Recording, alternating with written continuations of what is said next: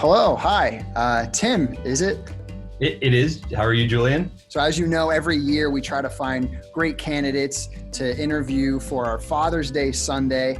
It's an awesome interview with Pastor Terry. I just want to ask you a couple questions to see if you're a right fit for the position. Is that okay? That sounds great. So tell me a little bit about yourself. I'm married. I have to a lovely wife named Kimberly Northcutt. We have 4 beautiful children. I'm a husband and a dad of 2 wonderful kids. And I have 3 kids. Definitely have the dad box checked. Great. And what do you do for a living, Tim? So I work for a social media company. I work in sports and entertainment. I work for Major League Soccer. I am a Broadway performer. I'm primarily a dancer, but I'm also a singer and actor. So You're a dancer. yes. Yes. And you mentioned that you were a father. Is that correct? Yes, that's correct. Can you tell me a joke real quick? What is yellow and goes click, click? I don't know. A ballpoint banana. Great. I like that. Knock, knock. Who's there? A father. A father who? A father like me. Well, when does a joke become a dad joke? Well, I think Oh, we'll be able to tell by the nature of the joke that you receive. The answer is when it's apparent. That was good. Yeah, I played right into it. That was wow. I did. How many pairs of Skechers do you own? Oh, 0. Not a Skechers guy. New Balance? One pair of very white New Balance. Yeah. In what pattern do you mow your lawn? Do you have a lawn? I do have a lawn. You Yes. take care of it yourself? I can't say that I do. Okay. All right. Noted. Oop. Diagonal stripes. Diagonal stripes. 100%. But you don't mow the lawn yourself. Yeah, no, not right now, but I know how to mow it though. Okay. All right. You're on vacation. Hawaiian shirt, fanny pack, socks with sandals. One of them has to go. What is it? So it'd have to be the socks with sandals. Okay. Because I like my Hawaiian shirt. The shirt is gone. Absolutely. Okay. I would rather have a Hawaiian shirt and a fanny pack. I think I still own a fanny pack, so. Great. Well, I think this has been fruitful. Thank you again for your time. I'm pretty sure we grabbed all the information that we needed from you to make a good decision, and I hope things work out. All right, I look forward to it. All right, thank you, sir. Look forward to discussing and talking a little bit further about this opportunity. We'll call you. All right. I'll be waiting. Okay. All right. Take care now. Bye-bye. So, how do they look? I don't know. With their eyes?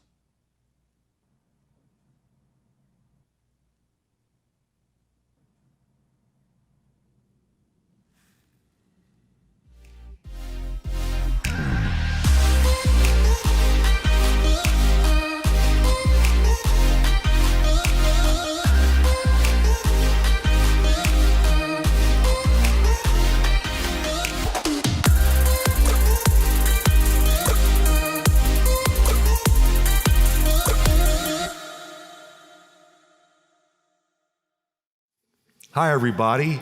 If we haven't met, my name's Terry Smith, and I'm the lead pastor here at the Life Christian Church, and I'm so glad that you've joined us today. Hey, I know the video you just saw indicated that perhaps me and our team were vetting guys to see who we would interview this week. I think the truth is that the guys you just saw are the ones who vetted me to see if they would sit up here and be interviewed by me on this Father's Day. And I'm glad that they chose to do it. I am so honored to be able to spend the next few minutes on this Father's Day to talk to some great men about faith, about family, about career, and things that matter, things that are really important in life. So I want to introduce to you, first of all, to my left, Tim Fern. Tim is the global head of enterprise for Facebook. Thanks for being with us, Tim. Thanks, Pastor. Thrilled to be here. So glad you're here. Dr. Jamil Northcutt. Jamil is the vice president for player engagement for Major League Soccer. He's also a past executive for the NFL, the NCAA. You'll hear more about some of that in a moment. Thanks for being here, Jamil. Thanks for having me. And then it's great to be able to introduce Denny Pascal. Denny Pascal is in the midst of a very successful career in theater. He's now in his 11th year dancing and performing in Broadway's Chicago. Thank you so much for being here, Denny. Thank you for having me. Great to have you. It's great to have all three of you. And I just want to model men of faith who, from my perspective, seem to be getting a whole lot of things right about life. I know all of us have our struggles. We all face challenges, and all of us are a long way from perfect.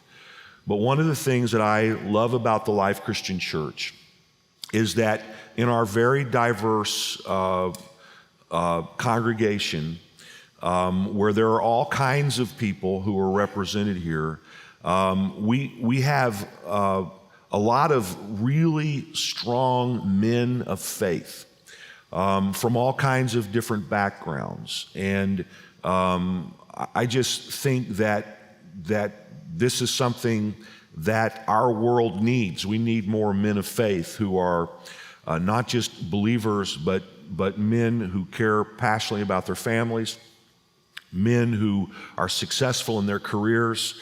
And anyway, I'm proud of the men of the Life Christian Church, and you guys represent them well. So I want to start by just asking each of you to tell us about your family, all right?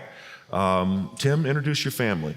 Absolutely. Thanks, Pastor. So I am a husband to my wife, Missy. We've been married now for a little over 8 years. We have a daughter, Olivia, who is 2.5, and a son, Mac, who is 6 months. So it has been certainly an interesting time over the course of the last few months, getting to spend lots of time with family and spending lots of time with my kids and wife as well.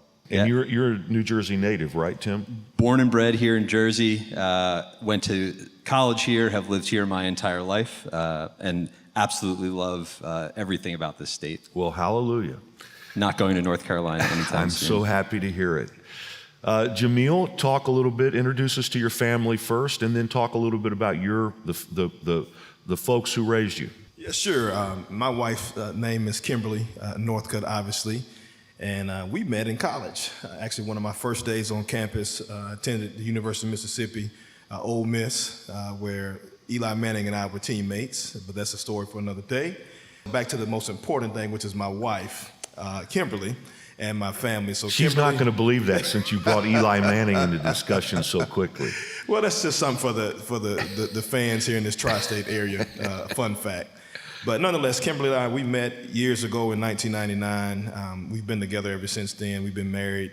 It'll be 14 years come July 1st. We've got 4 beautiful children. My son, Kellen, he's the oldest. My daughter, Layla, she's the oldest girl. I have I want to call her the middle girl, but another one of my children, Mackenzie, she's kind of in between. And then we also had Ava, who's a surprise baby who showed up one day.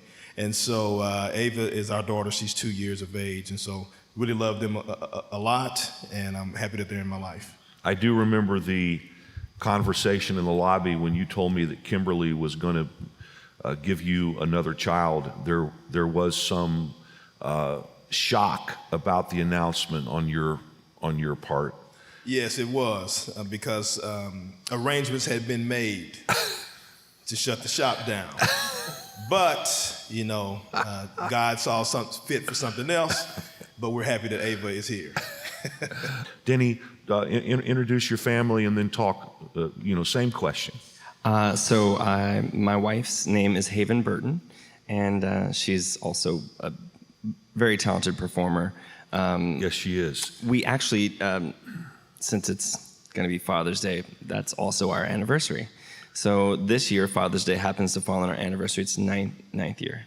So 9 years Congratulations. married. Thank you. And we have 3 kids. Our oldest is Hudson, he's 8, and Caspian, who's 3. And we had a surprise baby too, a little baby girl named Nova, who just turned 1. So She's a beautiful girl. yeah, they're great kids. They're a little crazy, but it's awesome. Well, thanks, Denny. One of the things that's interesting about each of you that I didn't know about each of you is that you were raised in Christian homes, and your lives were really centered around the church. And that's true of all 3 of you. It's pretty fascinating and perhaps a little bit instructive when you think about, how you want your kids to turn out. And you hear these 3 guys talk today. Each of their parents centered the family's life around the church. So I want to talk just a little bit about each of your careers. And so let's start over there and come this way this time. So here you are in this family of faith. I'm assuming, I'm just guessing, a relatively conservative family. Yes. And at 8 years old, you tell your parents that you want to study ballet. Yes. I really don't know where it came from either. It just happened. I must have either seen something or heard something, or I don't know what it was. But I went to my mom, I was 8. I said, I want to take a ballet class. And she was like, okay. And I think that her and my dad both were like, okay, thinking it would be a phase. And I, within months of starting, was like ready to drop everything else. Because I loved it. I loved it right off the bat. And I think it was hard at first. I think that any Southern Baptist family with their son being like, I want to take ballet, that's not necessarily going to be well received. So I was really impressed with my parents, the way that they rolled with those punches. Okay, so at some point, Yeah. you took a huge risk to move from, what would that be, the Northwest out there? Yeah, I was going to University of Utah. I got a full ride to University of Utah for ballet. So up until this point, although I'd done some musical theater, I was focusing on classical work, just ballet. And I was 18, and I'd been doing it for 10 years, and I was very focused. And I got into Ballet West. They needed a couple extra guys, so they pulled some from the college. And I realized, I don't want to do ballet. And here I am, spending 10 years of my life up to this point, and I didn't want to do ballet, just ballet anymore. But I knew that I still wanted to dance. So I left a full ride scholarship, full ride for 4 years, and I walked away from it after a semester. And I moved to New York. And I know that when you first got to New York City, where you said you'd never been before, that you made a living by sweeping the floors and cleaning the bathrooms of some place that you wanted to learn a different kind of dance, right? Me and my friend Nick Kinkle, who actually is choreographing a lot of stuff right now, but he and I would go there. We were on a program to basically pay for classes. Classes are very expensive, and I had no money. I had just enough money to pay for like 3 months of rent, and that was it. I had no money for classes or food. So I would go and clean the floors and paint the hallways and clean the bathrooms, and we, like anything they needed done, we would do. And in return, I got free classes, free dance classes. But then I still had no money for food. So I lived for months on Gray's Papaya hot dogs, like because it was cheap and it was like $2 a day. And that was it. And that was the first like 3 months in New York for me.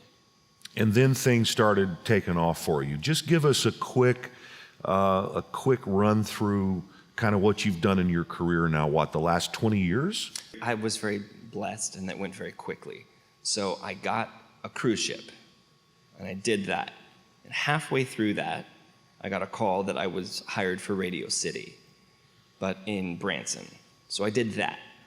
And right when that was finishing, I got a call that I was hired for Beauty and the Beast on Broadway. And I did that for 4.5 years. And then as I was kind of getting ready to leave, I got the job at Chicago.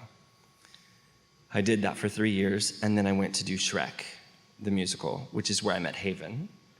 We met in the first day of the workshop together. which was awesome. I did that for 4 years and then came back to Chicago, and I've been there for 8. And that's pretty much the bulk of it. In those interim moments, I was able to do things that I really had, like, were on my bucket list. So I was able to perform at Lincoln Center, City Center, Carnegie Hall. In those 3 months between Shrek and Shrek Tour, I was able to do a Sondheim show with Stephen Sondheim at City Center with Casey Nicola and all these people that I wanted to work with. It's been an amazing career so far.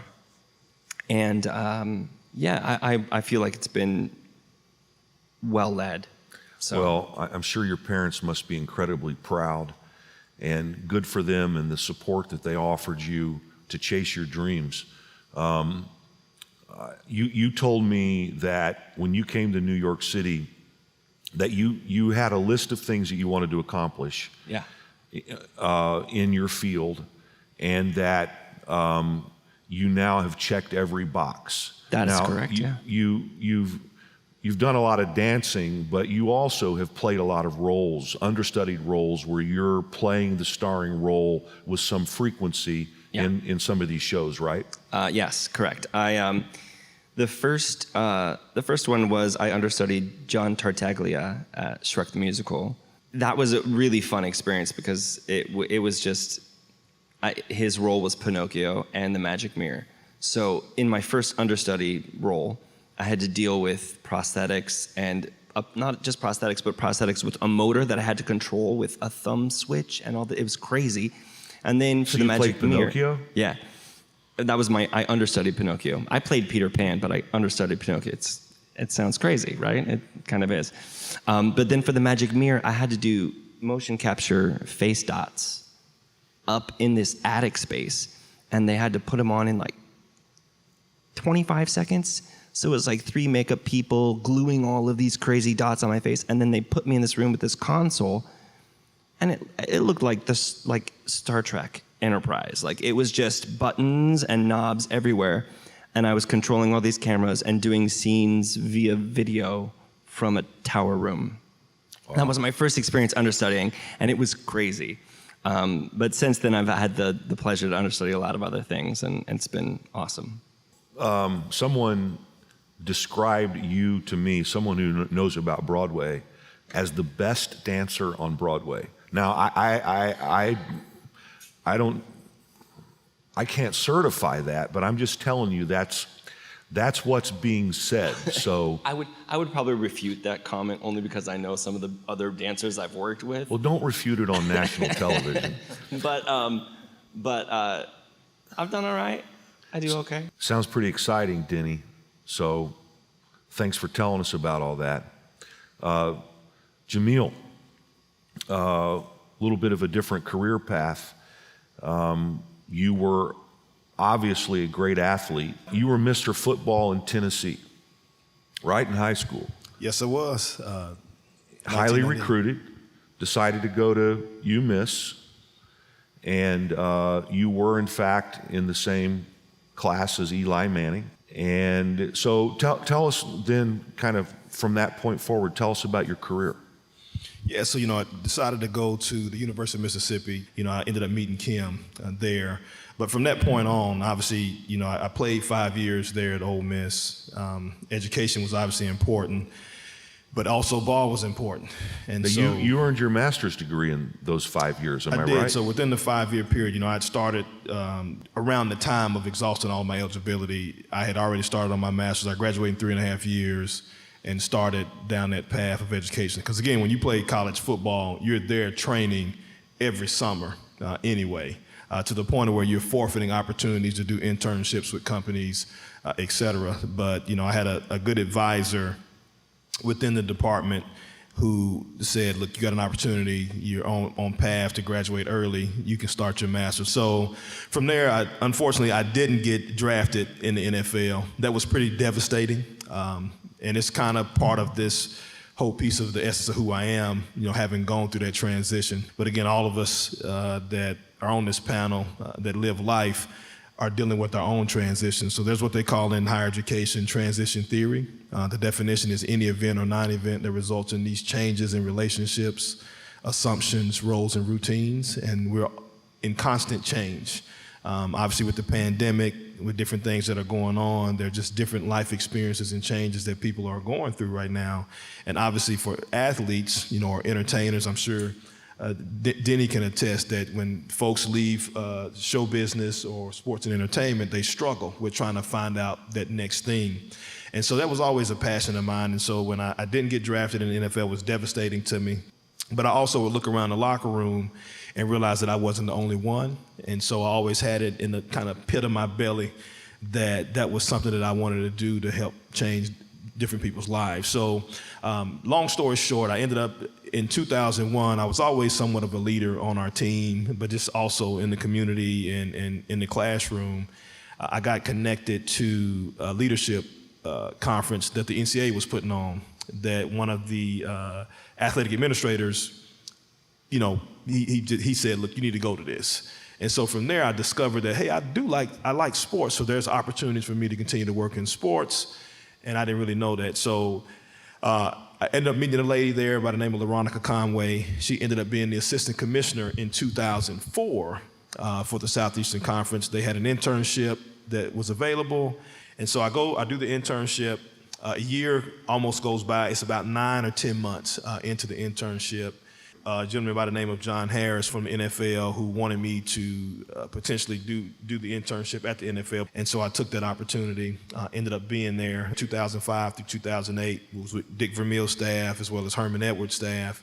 So fast forward, I ended up leaving the Kansas City Chiefs in 2008, January 2008. I go back to my alma mater in 2008 to be the assistant athletic director for internal operations. For about 6.5 years there, I complete my doctorate degree. So you completed your doctorate degree while being the assistant AD at Ole Miss, and your doctorate is in? Yeah, higher education administration. Okay.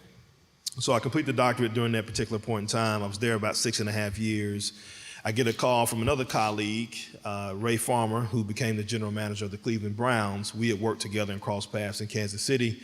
He wanted some help in kind of building the player engagement and football administration sides of his organization when we were there with the Browns. And so I took that opportunity. I moved. I was there for 2 years as a director of player engagement as well as a consultant. We all ended up getting fired at some point, which is part of the business. And so I can talk about that. Not comfortable, really rocky and rough time for me and my family at the time, but God always made provisions for us, which that led me to Jersey. So after that experience, I ended up getting a job to be the director of football administration with the National Football League. I was there for a year and some change, and then we had another transition there with that league office, and I ended up going to the NCAA for a year, and then I got the call to come to Major League Soccer, which was a hard decision. We were in Indianapolis, we were closer to our family, but they wanted somebody to come in to kind of build this area out of player engagements, which they did not have, but we felt like it was a great opportunity after praying about it to kind of move back to Jersey. Well, the fact is, I think you got prayed back here because when you were with the NFL, you were attending TLCC, and we're just starting to get to know you, and you get this job with the NCAA and move to Indianapolis, Indiana. Who would want to live in Indianapolis, Indiana? I think Pastor Terry Smith is from there. Well, I'm from there, and thankfully it was a wonderful surprise when you guys showed back up, and hopefully all your career moves will be in the New York City metropolitan area now. Deal? Deal. Okay. Maybe. That's on record. Deal today. How about that? Tim Fern. So Jamil earned his master's degree in 5 years. You told me that when you went to college that you earned your bachelor's degree in 5 years. I did, yes. Congratulations. Thank you for that. When I heard Jamil's story, knew I would be embarrassed. So that's great. Thank you. But somehow it's all turned out pretty well for you. It has. By God's grace, I will say that. Well, if I remember your story correctly, you started with a pretty kind of cushy career track with Verizon, right? You kind of want to talk us through from there to where you are now? Yeah, absolutely. And part of that story also is part of my college experience as well. Unlike the talented performer that Denny is, and then the talented athlete that Jamil is. I had none of that. So I actually ended up working full-time and going to school full-time. And for me, that was a part of just creating I should even say mirroring the work ethic that my mom and dad both exhibited throughout, my childhood. And for me, it really helped develop the kind of passion and desire to learn, listen, and hustle is kind of how I would define my career. And the time at Verizon, exactly as you described, could have been a comfortable career trajectory, 30 years, taking promotions and being really comfortable. But after a certain period of time, it just sort of became boring. There's a part of my personality that I don't show off very often, but I love taking risk. And for me, it was looking for the right opportunities to just go learn and listen and do something very, very different. And after Verizon, I went into the world of venture capital-backed startups. All of the startups that I worked for, you would hear of none of them because they were all abject failures. And I think for me, that was one of the most learning-rich times of my life, where I worked with some of the most brilliant people with the biggest ambitions, but ultimately none of those kind of grand ideas materialized into something. There were 3 or 4 of them that my wife gladly kind of endorsed and backed me to go do these wild and crazy things, and I thoroughly enjoyed all of that. And frankly, all of those experiences set me up to the opportunity that I have now, working at Facebook. And truly, there are very few companies in the world that have the reach and impact of a company like Facebook. And being put into a position to kind of help grow businesses from, again, concept to full-blown go-to-market is sort of what I've based my career around. And the things that we're doing now, frankly, have the opportunity to impact millions, if not billions, of people in the coming years. So it's pretty fascinating that you described this season where you're involved in these entrepreneurial efforts on a large scale that failed. Somehow or another, you land on your feet. There was some kind of relationship with Oculus. I don't quite remember that. What was that turn? Were you with Oculus for a while? So no, Oculus was a company that Facebook had purchased now about 4 years ago. And I joined the team right after the acquisition of Oculus by Facebook. And this was essentially a multi-billion-dollar acquisition that had no real go-to-market strategy, with which most companies could never really make that bet. And again, being in the right place at the right time, by God's grace, was to take this idea and concept that Facebook had after its acquisition of Oculus and say, like, okay, let's go turn this into a business. Take no team, no resources, and take it to market. And it goes back to just being willing to hustle, right? When I go back to my college career where I worked 45 or 50 hours a week to make sure that I could pay my tuition. And it was that same mentality of working harder than anybody else, certainly never the smartest guy in the room, but just being willing to put in more hours and do harder work. So you were tasked with bringing a new product, something that Oculus had developed, a virtual reality platform, would that be the right way to say it? Right. To market. And at first it was a loss leader when you accepted leadership over this thing. And now it has become a major strategic objective for Facebook, correct? It has, and much of the work that we were doing and the team had been doing has been accelerated by kind of the recent world events, right, where people are isolated and looking for new ways to connect and build community and frankly to learn. And what you described, at the outset, was essentially creating a gaming device like an Xbox or a PlayStation or something along those lines, but has very quickly materialized into a way for businesses of all sizes to train their personnel, to share new and different experiences, for people to go places they've never gone before. And when we think about the ability for this technology to just unlock new experiences for people, it's been an incredible journey, and it's gone from a concept to multiple channels of business in about 3 years. And it's been exciting and incredibly encouraging to be a part of that. I mean, I don't know a whole lot about your business, but I do know enough about it that Facebook is essentially saying that this is the next major revolution in the evolution of these types of products, right? Will you talk through that for a moment? Yeah, absolutely. It's, again, going back to a lot of hard work and making sure that we're doing things the right way. But essentially, we are making the bet that virtual reality becomes the next computing platform. So you think about the journey of technology from PC to the mobile phones we have in our pocket to the next experience being, and the next platform that we all use on a daily basis being some version of augmented or virtual reality. And we're making, massive investments to bring that to reality. And it is something that I'm really excited to be a part of. I guess so. I mean, this literally is a world-changing thing that you're involved in every day. It must be a lot of fun and probably a little bit of pressure. I would say pressure is a good way to describe it. When businesses, as these guys know, as we were talking about, there's a goal to drive revenue and have users and adoption and all of those things. Pressure is high, but the reward that comes from it is just as big. Well, let's talk a few minutes, guys, about some of the challenges you faced. I mean, clearly, some of them have already come up. Very few people who achieve success don't have a story of facing some real serious and difficult times. And that kind of story really is a blessing to be able to tell.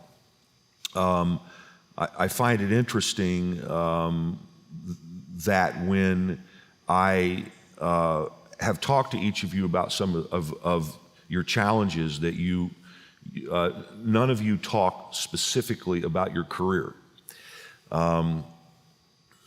Denny, the first time I met Haven and became aware of you, I was, I got off a train at Penn Station, New York City, and I heard a woman's voice behind me. I turned around and saw this young woman with flaming pink hair, who called me pastor and said, "My husband and I have been attending your church, and I feel like it was God ordained that I saw you here today." And she stood there and started telling me that she was carrying a child that had just been diagnosed in her womb with Down syndrome. And she stood there and in Penn Station and wept. And I was so grateful to have the opportunity to stand there and pray with her. And I've watched this part of your story unfold. Just talk a little bit about that, if you would. Well, like I said, Nova was a surprise already surprise baby. I was already feeling like, how are we gonna have 3? 2 is hard. I'm having a hard time with 2. And then we got the news that she was diagnosed with, it's called trisomy 21, which is Down syndrome. It's funny, the grief is not for the fact that your child is going to be different. It's that you don't know how to handle it. I'm never worried about her. She's amazing. I mean, Nova is a gift. She is the happiest baby. She's beautiful, fantastic. I just want to make sure that I can provide for her. And when special needs are involved, that's not always easy. So for us, our greatest challenge was how. The why was not even, it came this much. But really, it went straight to the how do we do this? When Nova was born, she was in NICU for 2 weeks. Her oxygen was not good. She wasn't regulating. Her lungs hadn't fully developed. And everyone from the OBGYN to the neonatal nurses to everyone in NICU it was like God had placed them there. We were sitting there having all these questions. How do we find the right people? When a woman walks in with a basket and says, "Hi, my name is Judy. These are all the things for you. There's pamphlets and books and information, free books on being a parent to a child with Down syndrome, and information about how to get in touch with early intervention, how to get her physical therapy, occupational therapy, all the things she'll need now. So when we came home from the NICU, we started therapies right away for her. Like, she's hitting all of the things that she should be hitting because God placed in our lives the things we needed that we had no way of knowing how to find. And so I think that for me, my biggest challenge is sometimes stepping aside and having bold faith that God has his hand fully in our lives, and we can trust in that. I hope it's okay for us to talk about this briefly. I also know that part of the story, as I remember Haven conveying it to me that day, was that there was never any hesitation about bringing this baby into the world. Absolutely not. I think a lot of people would have second thoughts, but she's exactly how God made her. She has a God-given purpose in this world.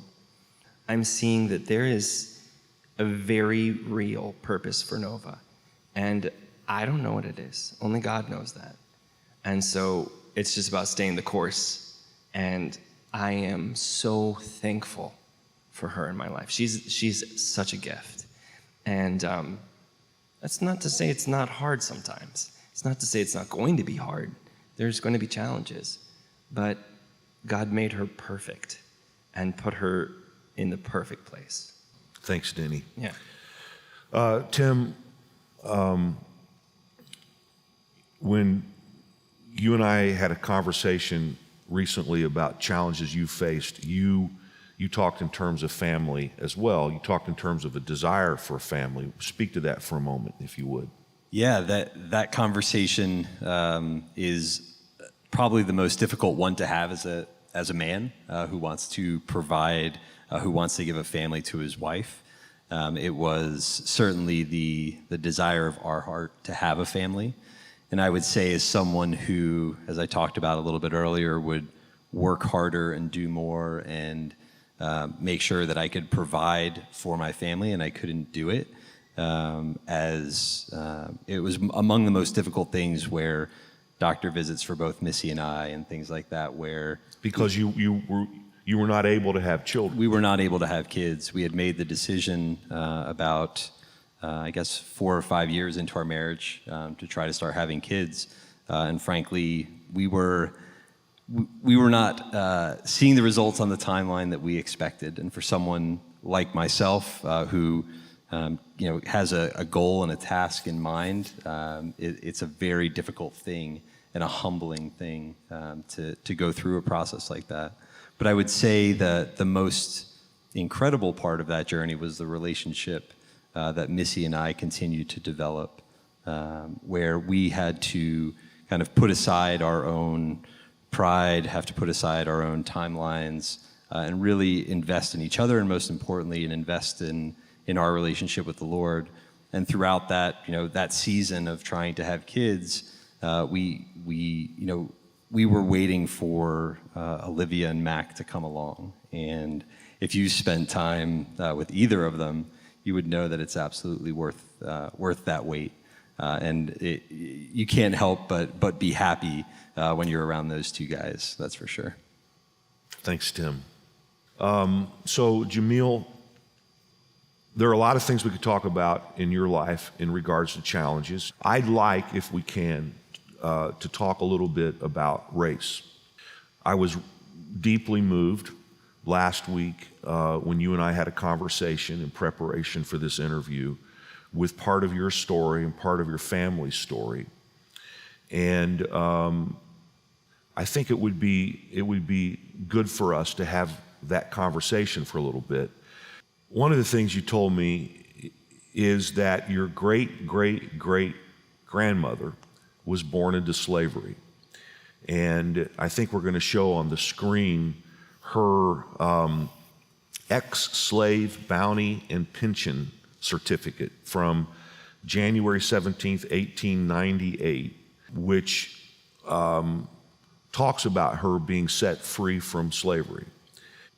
It's just an amazing thing to consider that you sit here today having come from slaves. So we can go at this any way you'd like, but I know that you've had a passion around, I'm not sure the right way to say this, racial reconciliation. If there's another way we should say it, please correct me. Going at least back to your time as assistant athletic director at Ole Miss, where you faced serious racial discrimination and started getting involved in efforts to try to bring some, remedy to some things that were clearly racist about the culture of the athletic program and so on. Could you speak about that a little bit? Yeah, and I think it's, really important, especially now during the current climate. Here we are, we're talking about, my great-great-great-grandmother's slave certificate. She was born in 1855. So obviously those things are going on. You're thinking about, the Civil War and the things of those times. And she was 43 when she signed that certificate. It was January 17th, 1898.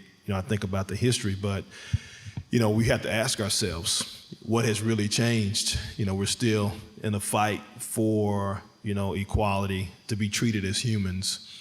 And so, one of my biggest challenges, and again, I'll talk about that, my experience at Ole Miss, which I feel like that taught me some things about how to have a solution to the problem, which starts with telling the truth. It starts with, we read Bible scriptures about you should know the truth and it shall make you free. The Bible's very clear about, confess your faults one to another so that you may be healed. There's research and data regarding acknowledgement, telling the truth, and how the impact that it has on your health. But for far too long, we as African Americans, also as citizens of America, we don't necessarily want to talk about it. It's like the man who was on the roadside in the Bible in Luke 10. We talked about the story of the Good Samaritan and how, two people passed by. That was really a scripture about race and how the Good Samaritan finally stopped. But again, we always focus on the Good Samaritan stopping, but we don't focus on the people who turned away and just ignored it. That's kind of what it is when we start having conversations about race. The only way to really reconcile, in my opinion, based off my experiences being at Ole Miss, when I was a senior, we took the Colonel Reb mascot off the field. So now I'm an athlete having to process all of that, having to be in practices. People are asking us about it. How do we feel about it? And those things were difficult to deal with. I come back as an athletic director. Can I interrupt you just for a second? Yes, sir. So the mascot was a Confederate colonel, essentially, correct? Yeah. Who would come onto the field with Dixie being played. Correct. So you had all those things going on. They called it the Battle Hymn of the Republic. After we would score a touchdown, they would go into this rendition. It was really Dixie. Some would call it Slow Dixie, but it was a Battle Hymn of the Republic. Well, even if it's a battle hymn, it's a Confederate battle hymn, which, if we really are honest with ourselves, that's a treasonous type of flag that declared war against the United States. But we really never talk about it as such. We look at those symbols and we celebrate them as if, my grandfather fought in that war and I'm proud of what they did. Well, I'm not. So Juneteenth is coming up, as a holiday, or it's past, when this airs. But then you start thinking about July 4th with our nation's history. So black folks are in somewhat of a conundrum, because what liberated the country enslaved our people. And so we never really give any credence to that. We never really talk about the meaning of that. And we as a race, we go through all of these mental gymnastics every day. When I'm in my neighborhood, whether it be in New Jersey or in Tennessee, I have to think about, do I have my ID and wallet on me? If my light is out, my tail light is out, I gotta go to get it repaired, because I just can't have any slip ups. I can't make a mistake because of the perceptions. If I'm a bird watcher in Central Park and I'm looking at birds and somebody doesn't have a leash on their dog, if I correct that person God forbid that person's going to call the police on me and say I'm trying to attack that person. And that's just not right. But that's what we live with every day. And that's been a challenge for me trying to be a man of faith. I know that God is real and he exists, but it is a struggle, you know, praying, getting on my knees, asking God, why am I being treated like this? Why am I under this type of stress and pressure on a day-to-day basis when I'm going into work or when I'm in meetings and I may be the only black, or when I'm surrounded by teammates and I need to voice my opinion and speak up? You know, what are these things that are going to happen to me? You know, and I want to maintain my character and integrity, but I also want to have my dignity every day, to not be treated as less than or a second-class citizen when a lot of these systems, systemic racism has been really drafted in legislation to keep us enslaved. You know, if you look at the documents of the Constitution, it talks about African Americans were 3/5 humans. Look at the 13th Amendment, the 14th Amendment, the 15th Amendment. Like, we just really need to acknowledge that. And doing some work on racial reconciliation was that we would have these honest exchanges and dialogue about life, about the reality. There was another group that I worked with called Mission Mississippi, which was awesome. And what we would do is we would go out to lunch. And you would go out to lunch. The challenge was to have lunch with somebody that didn't look like you. Because a lot of times when we're attacking race, everybody feels like we have to do these big, grandiose programs. But it's really about real conversation, real honest dialogue and exchange that really help you get to the root of the problem. And so at these lunches, we would always talk about, you know, when was your first experience with racism? If I was black, I would tell them something that happened to me. If they were white, it might not have been something that happened to them, but it might have been something that they saw. It might have been something that they heard in their household or amongst friends that they had to really be honest about and explain it, so then they could kind of get it. But what we learned through these exercises is that, you know, we're more alike than we are different, and that there are some things that are monolithic to what we want in life. You know, we all want to raise a family, we want to be men, we want to, make money and provide, but then there are also some things that we realize that we're different in how people would treat certain groups of people, particularly the black community. So that form of racial reconciliation, acknowledging the problem and sharing personal stories, was really impactful. And then the next piece was the restorative justice model. How do we repair harm and how do we rebuild trust within our communities and with one another? And that's pretty much the racial reconciliation model. So one more thing on this. You said something to me the other day that really moved me. You said something to the effect of being tired from carrying the weight of being a black man in white space and feeling like that you have to do everything perfectly to be able to win in this world. And you even talked about how that this affects African American men's health. Is there anything that you'd like to say to that? Yeah, I mean, it's common. You know, if you go to any doctor and they're diagnosing you, they'll say, you know, African Americans have a history of high blood pressure. There are certain themes that are out there, and I want to get into all of them, but you can look them up on your own. John Henryism, you know, is an old folk tale who talks about an individual who competed against a steam engine, but he busted a blood vessel in his brain because he was strong, he was dedicated. You know, we were always raised to, you got to be 2 and 3 times better than the next person just to have an opportunity. And so that's how I was raised, that's how it had to be. You know, basically we have to be exceptional as black people just to have a same opportunity as somebody who is very average or mediocre. And so, you know, if you start living your life that way, that can be very taxing. There are studies out there by an author by the last name of Mays out of UCLA. They talk about the allostatic load and the amygdala hijacking that messes with your parasympathetic and sympathetic nervous system, which drives blood pressure. There are also phenomena that's out there by a guy by the name of Dr. William Smith. He talks about racial battle fatigue. He has an acronym called MEES, which is referencing the the mundane, extreme environmental stress that Black people are under the whole entire time. That's that I have to be perfect. What are they thinking? How do I frame this? I'm a bigger Black man, so when I'm in a meeting and I'm talking, or if I raise my voice too loud, am I gonna get Amy Cooper?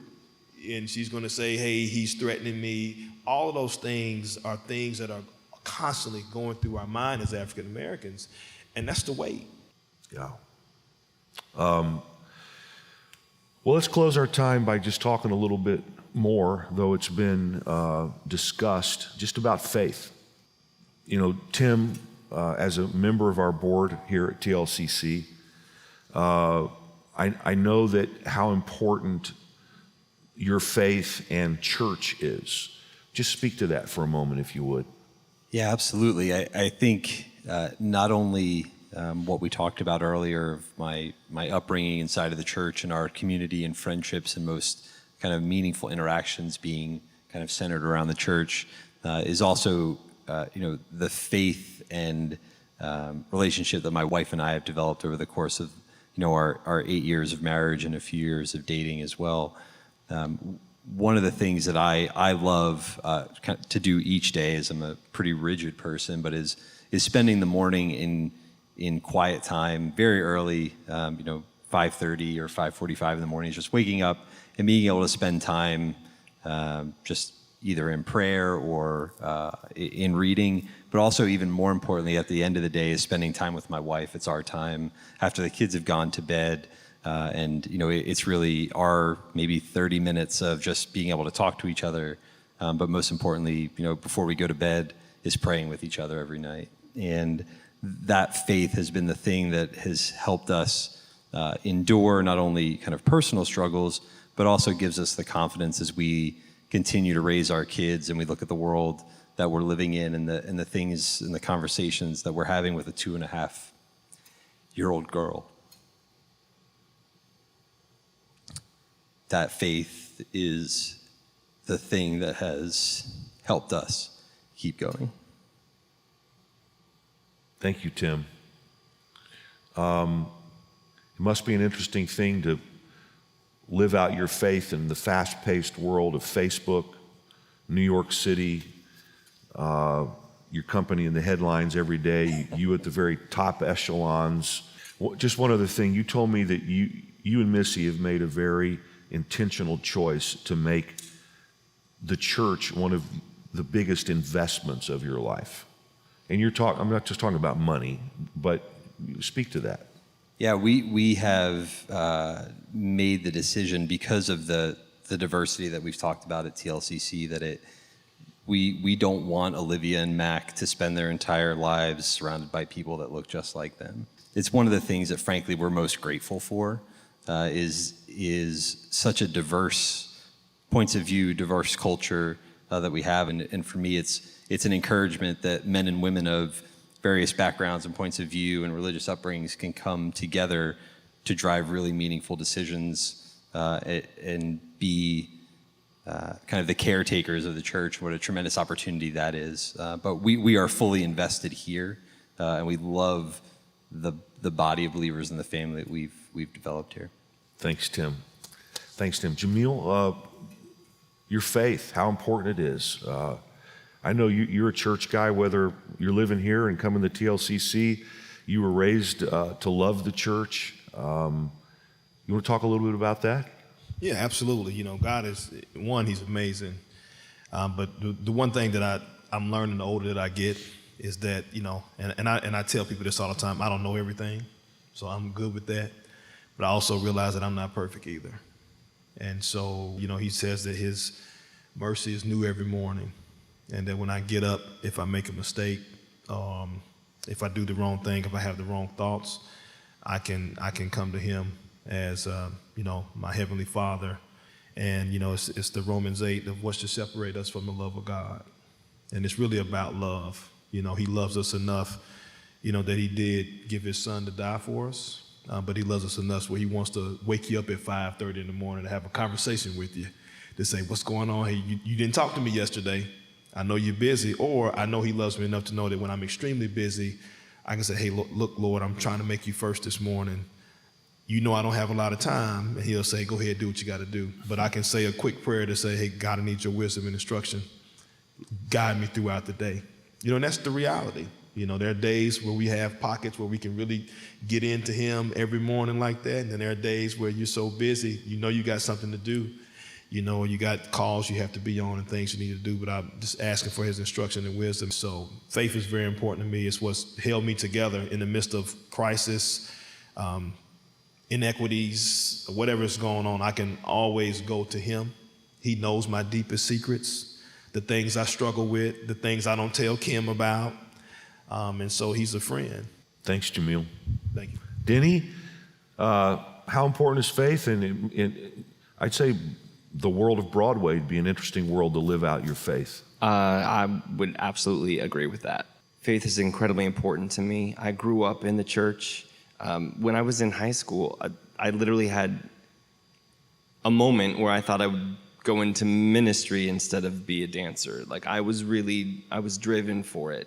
There were some events that happened and there was a falling away.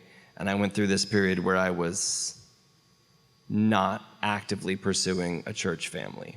But coming to TLCC, it was fascinating to walk in somewhere and feel like you had arrived home, but you'd never been there. And to feel the community that existed and to also just to be instantly welcomed. I feel like for me, my own personal faith was important. But I realized when I had children, something changed with every story I'd ever heard, because I finally understood in a different way how God sees us as his sons and daughters. That is something that really changed for me with fatherhood in a way that I didn't anticipate. I had an ironclad decision that I had to make sure that my family was involved in a church and that I was giving to my children what my parents had given me. I can't force it on them, but I want to give them the knowledge. I want to prepare them to have a relationship with Christ. And I feel like this church and this community of believers is the right place to be doing that with my family in particular, but really just the way that everyone is welcomed and shepherded is really, it's really beautiful. Thank you, Denny. Thank you. The thing that makes this church so fantastic, and it's a wonderful place, are people like you guys. We have a congregation that's full of just really fantastic people. And I'm so glad that each of you are part of it. Denny, Jamil, Tim, thank you so very much for taking time out of your incredibly busy lives to hang out with me and to share what you've shared with all the folks who are watching us today. And happy Father's Day.